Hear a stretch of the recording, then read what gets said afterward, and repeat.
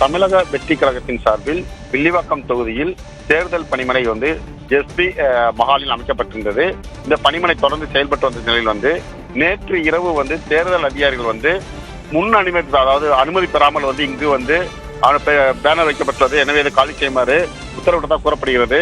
இந்நிலையில் அங்கு வேட்பாளர் அறிவிக்கப்பட இருக்கின்ற அக்கட்சியின் தேர்தல் மேலாண்மை பொதுச் செயலாளர் ஆதவ் அர்ஜுன் அங்கு பார்வையிட்டார். அங்கு வைக்கப்பட்டிருந்த பேனர்கள் அனைத்தும் கிழிக்கப்பட்டிருந்தது.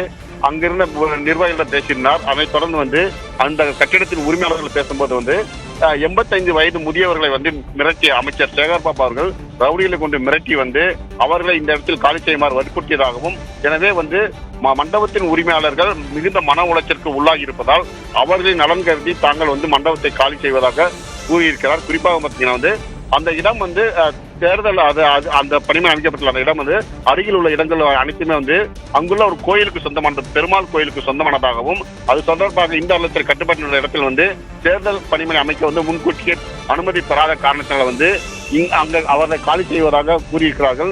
இருப்பினும் ரவுடிகளை மிரட்டி வைத்து ஒவ்வொரு தொகுதியிலும் தாவேகாவினர் எந்த ஒரு தொகுதியிலும் தேர்தல் பணிமனை அமைக்கக்கூடாது என்று தொடர்ந்து மிரட்டல் விடுத்து வருவதாகவும், தேர்தல் பரப்புரை செய்ய விடாமல் தடுத்து வருவதாகவும் ஆதவ் அர்ஜுன் குற்றச்சாட்டு வைத்திருக்கிறார். பாலா.